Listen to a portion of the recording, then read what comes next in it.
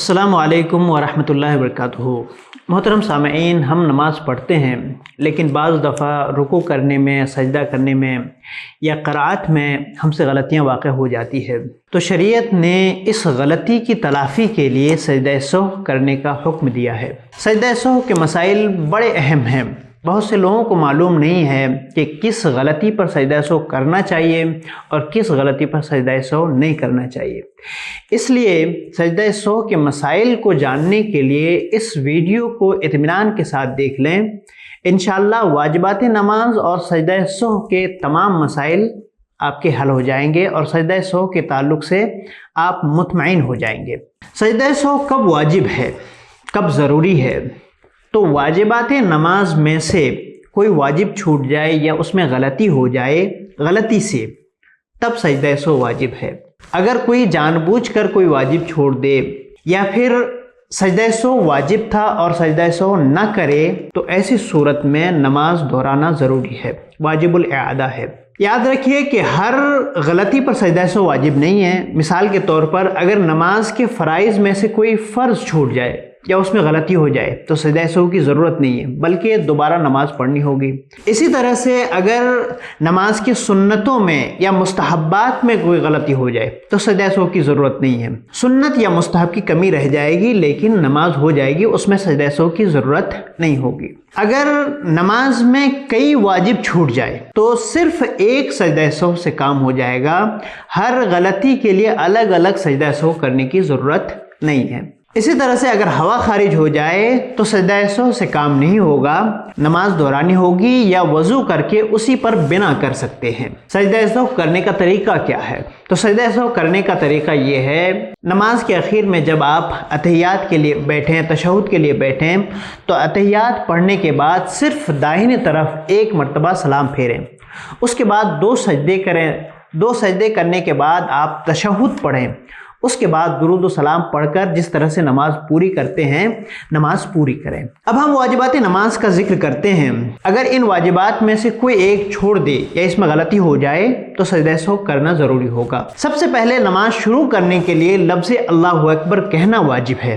اگر کوئی لفظ اللہ اکبر نہ کہے تو اس پر واجب ہے کہ وہ اخیر میں سجدہ سہو کرے۔ اسی طرح سے مکمل سورہ فاتحہ پڑھنا، یعنی اس کی 7 آیتیں پڑھنا واجب ہے۔ ایک آیت بھی اگر کوئی چھوڑ دے تو اس پر سجدہ سہو لازم ہے۔ اس کے بعد سورت ملانا، ایک چھوٹی سورت یا 3 چھوٹی آیات یا ایک بڑی آیت جو 3 چھوٹی آیات کے برابر ہو پڑھنا اور الحمد کے ساتھ ملانا واجب ہے۔ اگر اس سے کوئی کم پڑھے تو اس پر سجدہ سہو کرنا لازم ہوگا۔ فرض نمازوں کی پہلی 2 رکعتوں میں اور نفل، سنت، وتر کی تمام رکعتوں میں الحمد کے ساتھ سورت ملانا واجب ہے۔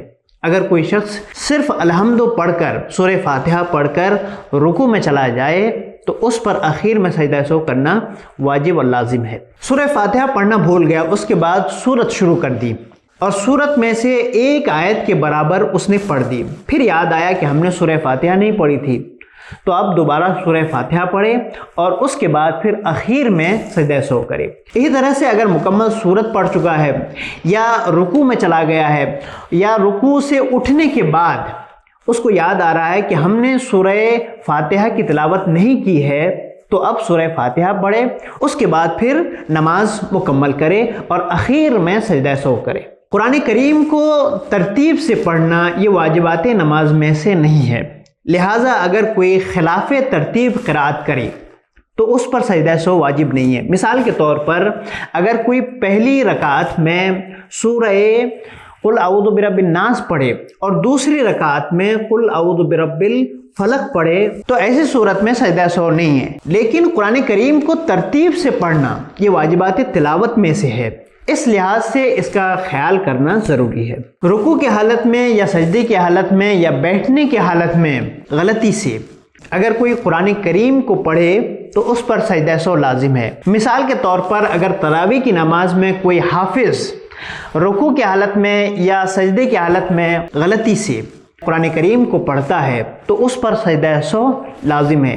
اس لیے حفاظ کرام خاص طور پر اس بات کا دھیان رکھیں اور رکوع یا سجدے کی حالت میں قرآن کریم کو نہ پڑھیں، ورنہ ان کی نماز واجب الاعادہ ہوگی، اس کو دہرانا ضروری ہوگا۔ کسی رکن کو مقدم یا مؤخر کر دیا، یعنی جو پہلے کرنا تھا اس کو بعد میں کر دیا اور جو بعد میں کرنا تھا پہلے کر دیا، تو ایسی صورت میں اس پر سجدہ سو لازم ہوگا آخر میں۔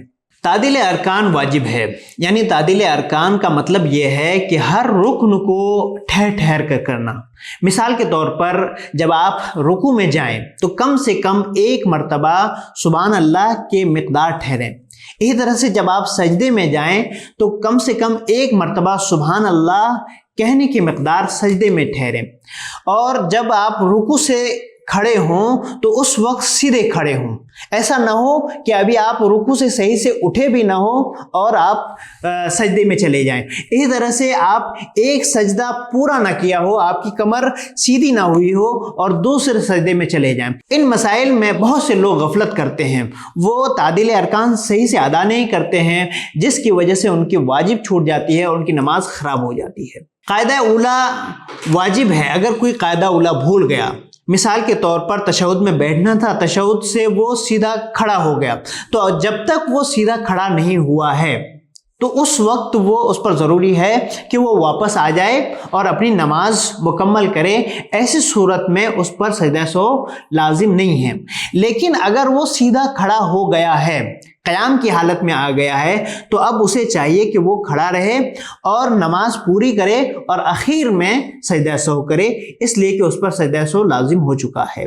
دونوں قعدوں میں پورا تشہد پڑھنا واجب ہے۔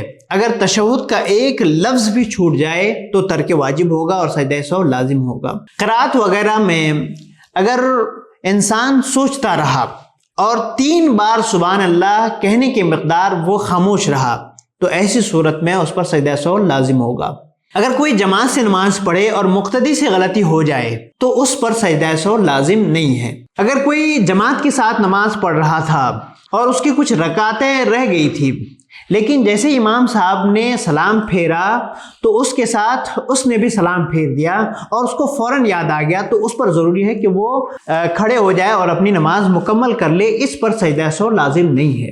لیکن اگر امام کے سلام پھیرنے کے بعد کچھ تاخیر کے ساتھ اس نے سلام پھیرا، اس کے بعد اسے یاد آیا کہ میری کچھ رکعتیں رہ گئی ہے، تو وہ فوراً کھڑا ہو جائے اور اخیر میں سجدہ سہو کر لے اور اپنی نماز مکمل کر لے۔ وتر میں دعائے قنوت واجب ہے۔